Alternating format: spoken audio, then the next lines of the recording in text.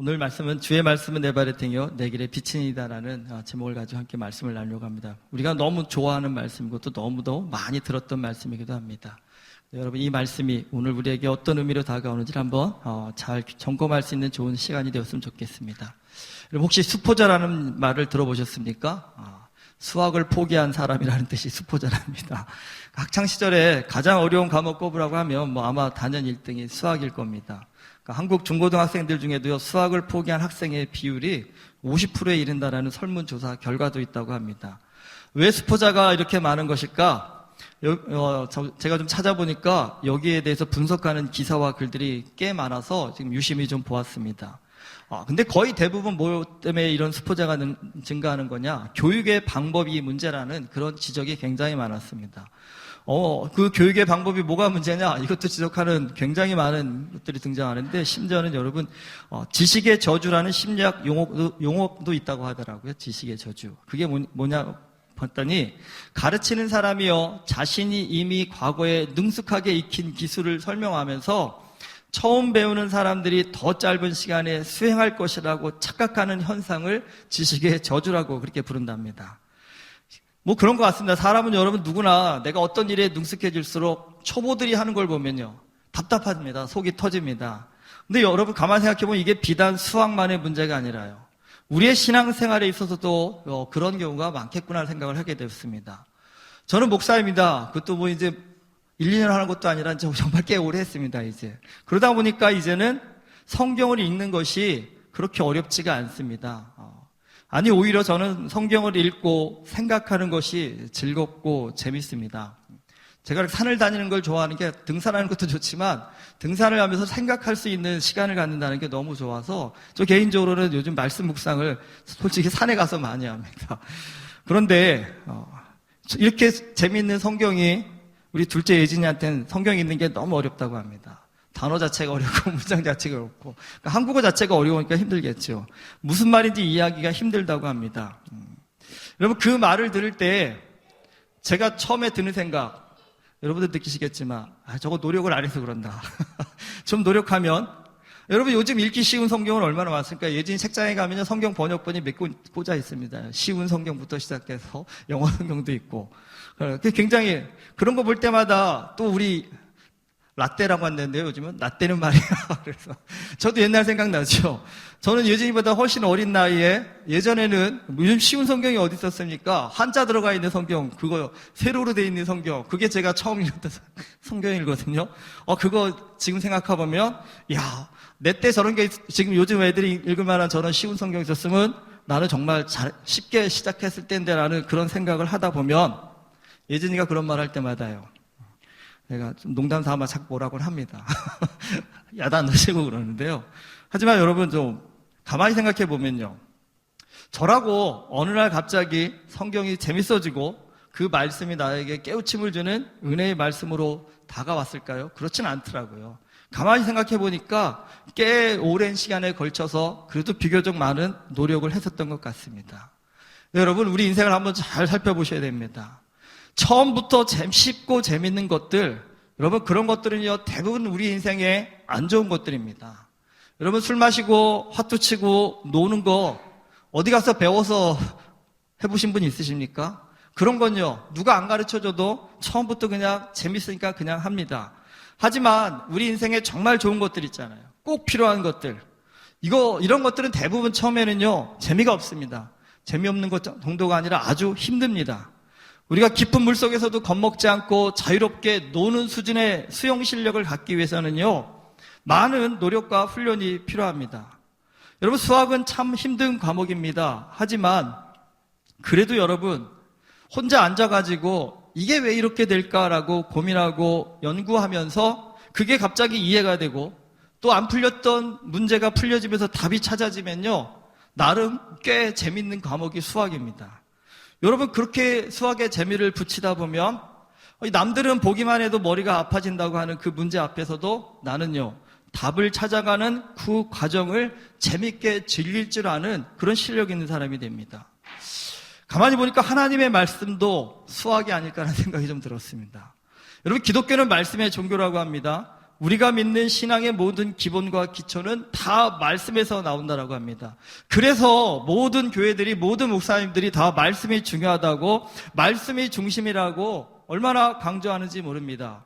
하지만 말씀을 읽고 묵상하고 적용하는 이 중요한 신앙의 훈련을 생각보다 정말 많은 분들이 힘들어 하십니다. 이렇게 말씀 통독하자고 이렇게 제가 외쳐도 몇 퍼센트나 지금 하고 계신지 저도 확신은 없지만 아마 50%는 못 넘지 않나 생각이 좀 듭니다. 여러분 왜 안 하십니까? 왜 안 하는 게 아니라 못 하시는 겁니까? 라고 말씀을 하실 분도 계시지만 제가 정확히 읽어보니까 저희 지금 말씀 통독의 분량이 5분을 넘지 않습니다, 여러분. 하루에 5분도 읽을 시간이 없을 만큼 바쁘신 분은 분명히 없을 겁니다. 근데 아마 쉽지 않겠죠. 예, 저도 예전을 생각하면 쉽지는 않은 일입니다. 왜냐하면 여러분 말씀을 기뻐하고 즐길 정도의 이 신앙 수준이 되려면요, 수학을 열심히 공부해서 좀 수학의 맛을 알아야 되는 것처럼 그런 과정이 굉장히 필요하기 때문입니다.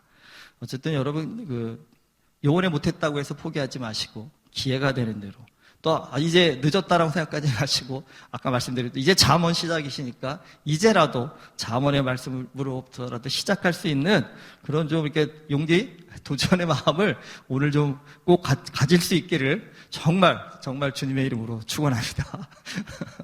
그런 점에서 여러분 오늘 시편 119편 굉장히 중요합니다. 이 시편 119편요 성경에 정중앙에 위치하고 있습니다. 이 성경책 딱 폈을 때 여러분 정중앙이 이 시편 119편입니다. 그리고 성경에서 여러분 가장 긴 장입니다. 시편 119편 무려 176절까지 있습니다. 제가 오늘 본문 이거 다 읽어볼까 생각하다가 시험 되실 것 같아서 안 되겠다 그래서 페이지로만 여러분 성경에서 거의 8페이지입니다. 근데 여러분 문제는 뭐냐면 이게 실화입니다. 여러분 이거 사실 실화기보다는 거의 에세이에 가까운 수준입니다. 도대체 이 시인은 무슨 놈의 시를 에세이처럼 이렇게 길게 썼을까? 저는 이렇게 시험에 들만도 합니다. 그 뭔 주제를 이렇게 하고 싶은 말이 많아서 이렇게 길게 8페이지에 걸쳐서 시를 썼을까? 근데 여러분 생각보다 시편 119편의 주제는 딱 한 가지입니다. 그것이 뭐냐면 하나님의 말씀의 중요성. 이것이 시편 119편의 주제입니다. 그리고 거기에 덧붙여서 말씀이 왜 중요한지, 그 말씀이 우리들의 삶 가운데 어떤 영향과 능력을 주었는지를 아주 자세하게 힘을 주어서 말하고 있습니다. 그래서 여러분 이 독일어 성경 번역본에는요 시편 119편에 이런 부제를 달았답니다. 하나님의 말씀에 대한 찬양과 사랑 및 그 말씀의 능력과 활용에 관한 그리스도인의 황금 입문서라는 이런 부제목을 달았다고 합니다. 제목도 참 길긴 하지만 그리스도인의 황금 입문서, 아주 중요한 입문서라는 겁니다. 누가 시편 119편을 지었는지는 모릅니다. 근데 내용적인 면과 이 문학적인 짜임새를 보았을 때는요 다윗이 지은 것이 아닌가라고 많은 학자들이 추정을 하지만 사실 정확히는 모릅니다. 하지만 시편 119편의 시인은요 하나님의 말씀의 능력을 정말 놀라울 정도로 깊이 체험했던 사람이라는 것을 우리가 분명히 알 수 있습니다. 지금 시인은요 하나님의 말씀이 얼마나 귀하고 놀라운 능력을 갖고 있는가를 아주 정말 디테일하게 설명을 하고 있습니다. 그리고 이어서 그 말씀의 능력으로 자신의 삶이 어떻게 변화되었는가 또 구체적으로 설명을 합니다. 그런데 여러분 시인이 그냥 가만히 있었더니 별 노력을 기울이지 않았는데 어느 날 갑자기 말씀이 깨달아졌다라고 말하고 있지 않습니다.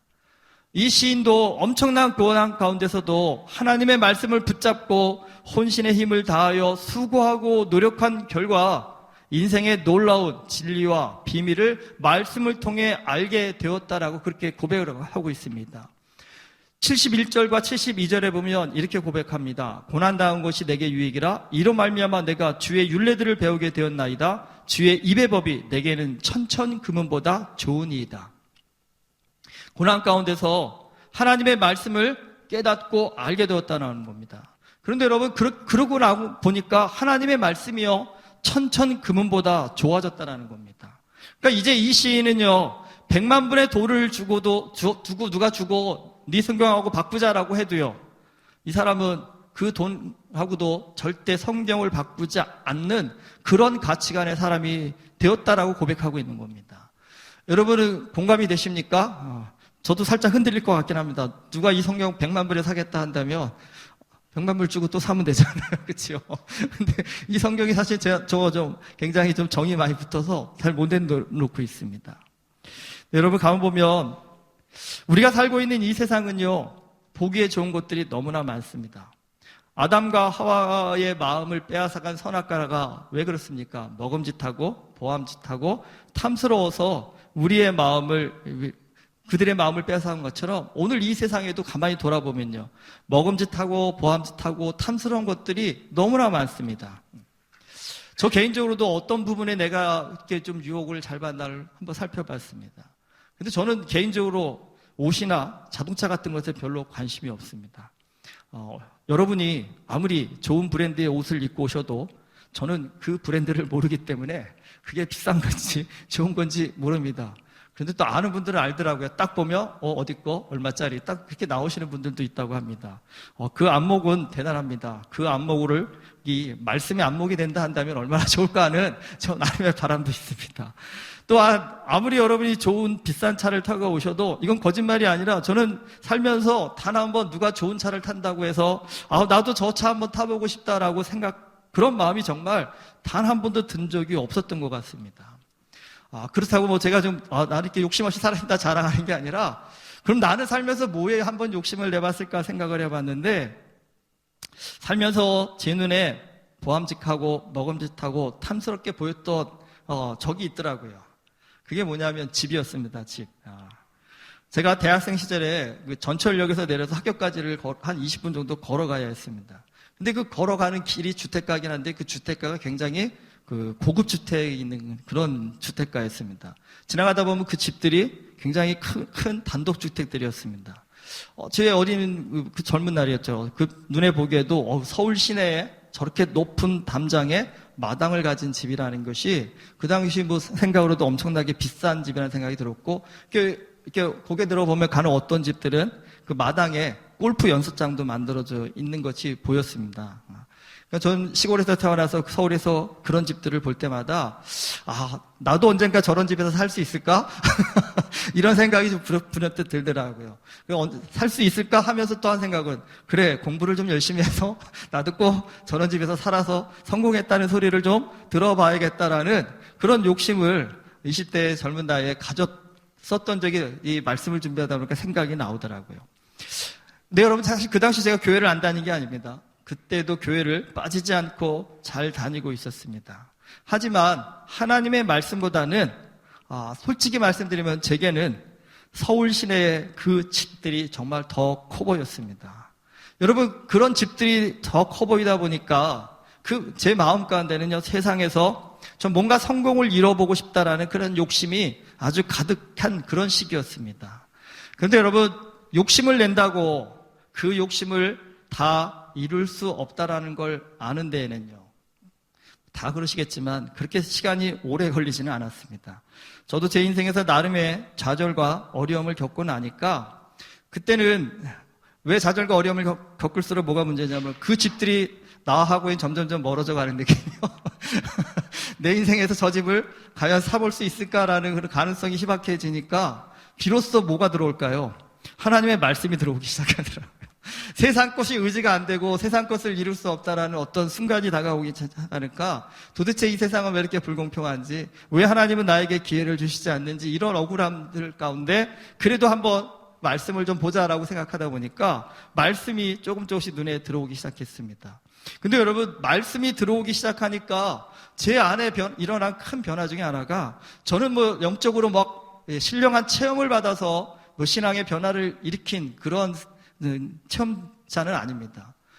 하나님이 저한테는 꿈에도 잘 안 보여주시고 음성으로도 잘 말씀을 안 해주시더라고요. 하지만 말씀을 통해서 제가 느낀 바로는 저도 나름 이렇게 고집이 굉장히 강한 사람이거든요. 제 소신이 좀 강한 사람입니다. 누가 뭘 한다고 사실 듣기는 듣지만 제 소신을 잘 바꾸지 않는 그런 사람이었습니다. 그런데 말씀이 들어오기 시작하니까 이제까지 세상을 바라보던 제 시각에 정말 정말 제 개인적으로는 엄청난 변화가 일어났습니다. 뭐 젊은 날엔 대부분 막 다 그렇겠지만 돈이나 명예나 성공과 같은 것에 눈이 정말 멀어져가지고 그것이 정말 인생의 가장 중요한 행복의 조건이냐 거기에 목매달고 살았던 그런 사람이었는데 어느 날 갑자기 말씀을 통해 있다 보니까 여러분 제가 그런 것들을 깊이 경험하지 않았음에도 불구하고 그것들이 참 허망하구나 헛된 것이구나라는 그런 어떤 깨달음들이 정말 자연스럽게 마음속에 들어오는 것을 체험하였습니다. 솔직히 한심적으로 전에는 돈 많은 사람들이 정말 그냥 부럽기만 했습니다. 저렇게 돈이 많은 사람은 과연 무슨 고민이 있을까라는 그런 생각을 갖고 살았고요. 그리고 또 저렇게 좋은 집에서 사는 사람은 얼마나 좋을까? 솔직히 지금 생각하면 너무 좀 수준 떨어지는 정말 어리석은 생각인데 여러분 젊은 날에는 그것이 정말 그런 생각들이 정말 마음 생각이 많이 들었었습니다.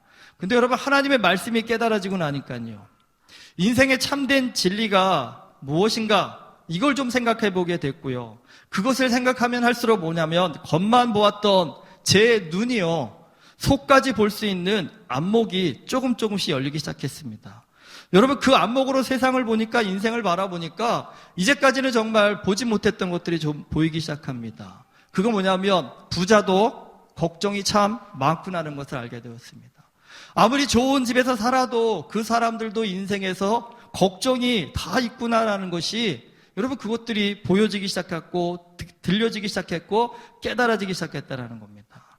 여러분 그 안목으로 인생을 또 세상을 바라보기 시작하니까요. 우리의 인생이라는 게 아무리 돈이 많아도 힘든 거구나. 아무리 예뻐도요. 그것만으로 살 수 없는 게 인생이구나. 특별히 사람들에게 인기 많은 게 겉으로는요. 젊은 날에는 또 주변에 인기 많은 게 얼마나 우리한테는 또 소망이고 또 정말 힘이고 능력입니까? 그런데 여러분 생각보다요. 사람한테 인기를 얻는 것이 겉으로는 참 좋아 보여도요. 사실 그 인기라는 것이요. 사람의 마음을 참 허하게 만드는 것이구나라는 것, 그런 깨달음들을 가지게 되었습니다. 여러분 우리 모두는 행복을 꿈꿉니다. 하지만 생각보다 행복을 잘 누리며 살기가 쉽지 않습니다. 여러분 왜 그럴까요? 내가 바라고 원하는 만큼 내 환경이 받쳐주지 못해서 우리가 행복을 누리지 못할까요? 여러분 그렇지 않습니다. 행복을 엉뚱한 데서 찾기 때문입니다. 많은 사람들이 행복을 조건에서 찾습니다. 좋은 집이 있고 좋은 차가 있고 좋은 옷 등등 내가 원하는 이런 조건들이 충족되면 행복할 거라고 생각을 합니다. 하지만 하나님은 성경은 우리에게 뭐라고 말씀하냐면 행복은 조건이 아니라 관계에서 나온다는 겁니다. 사람이 하나님과의 관계가 회복이 되어지고 사람과 사람 사이에서 성령 안에서의 따뜻한 은혜의 교제를 느낄 수 있을 때 그때 비로소 우리는 참 행복하다라고 고백할 수 있는 믿음의 능력을 갖게 된다는 겁니다.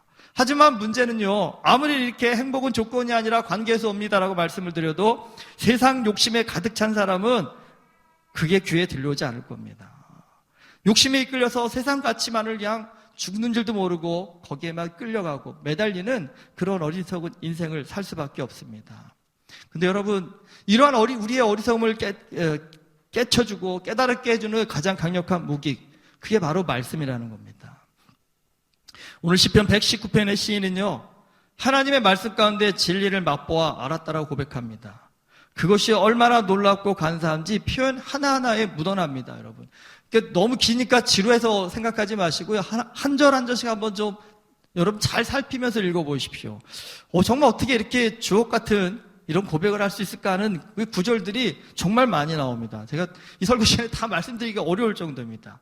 주의 법이 나의 즐거움이 되지 아니하였다라면 내가 내 고난 중에 멸망하였을 거라. 무슨 의미입니까? 여러분 인생 살면서 어려움 안 당한 사람이 어디 있습니까? 그런데 여러분 그 어려움 때문에 쓰러지고 낙마하는 사람들이 얼마나 많습니까? 이 시인도 피해갈 수 없는 인생의 그 힘든 고난을 겪었습니다. 하지만 이 시인이 하나님의 말씀 가운데 그 말씀을 기뻐하니까요, 엄청난 고난 속에서도 무너지지 않고 이겨낼 수 있었다는 겁니다. 무슨 의미입니까? 말씀이 자신의 삶에 가장 큰 힘이었다라는 겁니다. 여러분 이런 은혜의 체험들이 쌓이니까 이제 시인이 뭐라고 고백합니까? 주의 말씀의 맛이 내게 어찌 그리 단지요? 내 입의 꿀보다 더 달다라고 그렇게 고백을 합니다. 말씀이 꿀보다 달다라고 합니다. 여러분 여기에 공감하실 수 있으시겠습니까? 나는 말씀이 수면제인데 생각하시는 분들도 있지 않으세요? 네, 여러분 진짜 말씀이 꿀보다 달다. 이거에 공감할 수 있다고 한다면요. 야, 여러분 진짜 인생 끝나신 겁니다. 이제 더 이상 세상에 매이시지도 않고 세상에 두려울 것도 없고 정말 주 안에서 풍성한 인생을 살 텐데 지금 저 자신에게도 그렇지만 목사로서 항상 고민이 어떻게 하면 이렇게 말씀이 꿀보다 달다라는 것을 어떻게 경험하게 해드릴 수 있을까? 어떻게 전달해드릴 수 있을까? 정말 하나님께서 신령한 능력을 주셔서 더 큰 설교의 능력을 주셔서 여러분이 들을 때마다 눈이 번쩍번쩍 띄어지시고 귀가 열려주시면 좋겠는데 하나님이 그렇게까지는 안 주시는 것 같아요. 그래요. 아쉬운 때가 많습니다. 하지만 여러분 분명한 것은 성경은 진리입니다. 성경은 거짓말 안 합니다. 헛소리 안 합니다. 정말 성경의 말씀이 그러한가 하여서 한번 그 말씀을 테스트해보고 그 말씀을 한번 경험해보자 마음을 갖는 사람에게는요, 하나님은 결단코 실패를 맛보지 않게 하시고 하나님은 결단코 그런 사람을 포기하지 않으십니다. 여러분 인생 가운데 정말 말씀이 꿀보다 달달하는 이 은혜의 체험 경험이 없다 한다면 오늘 기도 제목의 1순위로 한번 이걸 좀 한번 하나님 앞에 세워보십시오. 하나님, 말씀이 꿀보다 달다고 하는데 나 그거 어떤 의미인지 모르겠습니다. 내 인생 가운데 나 도저히 공감할 수 없습니다. 동의할 수 없습니다. 그런데 오늘 한교희 목사가 진리라고 하니 진짜라고 하니 나도 한번 맛보아 알 수 있게 해주십시오라는 여러분 그런 기도의 제목을 가지고 한번 하나님 앞에 나아가 보십시오. 여러분 하나님께서요 말씀으로 내 머리를 뻥 치는 그런 은혜의 체험들이 분명 어느 순간 이루어지실 겁니다. 여러분 그때는 무릎을 치실 겁니다. 이 시편 119편의 시인이 이 느낌을 얘기한 거구나. 이래서 그 사람이 정말 말씀이 꿀보다 달다고 했구나라고 여러분 그렇게 강조했다라는 것을 아시게 될 것입니다. 특별히 여러분 이 시인이요 말씀을 깨닫고 나니까요 자기의 스승보다도 노인들보다도 자신이 더 지혜로워졌다고 합니다. 근데 여러분 이 말투가 어떨 때 들으면 굉장히 교만하고 거만한 말투처럼 들 수 있는데 그렇지 않습니다. 여러분 은혜를 깨닫고 진리를 깨달은 사람이 하는 나잘로서의 말과 모르고 하는 사람이 하는 나잘로서의 말은 분명히 어감이나 느낌이 다릅니다. 이 시인은 지금 나 잘남이 자신의 능력이 아닌 하나님의 은혜라는 것을 정말 밑바탕에 깔고 있기 때문에 자신이 말씀 가운데 은혜를 깨달아서 자기 스승보다도 노인보다도 더 지혜로워졌다고 말하는 함에도 불구하고 그 말씀이요 우리의 심령 가운데 도전이 되고 힘이 된다는 사실입니다. 여러분 우리 인생 최고의 복 한번 내가 꼽고 있는 복의 우선순위가 뭔지를 오늘 한번 좀 점검해 보십시오. 나는 내 인생 가운데 최고의 복을 1순위, 2순위, 3순위 정했을 때 나에게 꼽히는 최고의 1순위는 뭘까 한번 생각해 보십시오. 여러분 그 1순위에 말씀이 올라와 계신가요? 그 1순위에 정말 하나님의 말씀을 따르고 순종하는 것이 내 인생의 진정한 복입니다라는 이러한 동의가 되시나요? 여러분 어떤 인생을 산다라고 해도 상관없습니다. 정말 우리가 마음을 다해 진심으로 내 인생 최고의 복은 하나님의 말씀을 깨닫는 것입니다라는 이것이 우리가 정말 억지로가 아닌 마음으로부터 인정이 되고 동의가 되어진다고 하신다면 여러분 분명히 여러분은 지금 살고 있는 그 삶보다도 훨씬 더 능력 있으시고요 훨씬 더 행복하고 복되고 권세 있는 하나님의 자녀로서의 삶을 살아가게 될 줄 믿습니다. 여러분 하나님의 말씀에 은혜를 받는 것 이것만큼 귀한 것이 없습니다. 하나님의 말씀을 통해서 나의 삶의 가치가 바뀌고 내가 바라보는 삶의 목적과 방향이 바뀌는 것 이것만큼 놀라운 신앙의 체험은 없습니다. 아직 그 체험이 없다고 하신다면 여러분 도전해 보시길 부탁드리겠습니다. 다른 것으로 내 인생의 문제를 해결하려고 이리 뛰고 저리 뛰고 고민하지 마시고요. 다시 한번 깊이 말씀 앞에 무릎 꿇고 하나님의 뜻을 구하고 하나님의 은혜를 구해서 이 세상 가운데 참된 진리의 길이 어디에 있는지를 말씀 가운데서 찾아 발견하실 수 있는 우리 모두가 되실 수 있기를 주님의 이름으로 축원합니다. 기도하시겠습니다. 하나님 아버지, 성경은 진리입니다. 성경의 말씀을 따라 그 말씀에 순종한 사람 어느 누구도 실패하지 않고 하나님 안에서 모두 다 놀라운 인생을 살게 되었음을 보게 됩니다. 그런데 주님, 오늘 우리가 그 말씀을 따라 사는 일이 때로 너무 힘들고 어렵습니다. 그 말씀의 진리를 깨달아 하는 것이 우리에게 또 때로 너무 버겁고 어렵습니다. 그래서 주님 이 시간 주님 앞에 매달립니다. 주님, 내게도 말씀이 꿀보다 더 달 수 있는 은혜의 체험을 허락해 달라고, 좀 어렵고 힘들어도 말씀 앞에 한 걸음 한 걸음 더 나아가서 그 말씀을 통해서 나의 삶을 시편 119편의 시인과 같이 놀랍게 변화시킬 수 있는 그 은혜 체험의 주인공이 될 수 있도록 주님, 내 마음을, 내 생각을, 내 의지를 성령께서 붙잡아 주시옵소서. 예수 그리스도의 이름으로 기도드립니다. 아멘.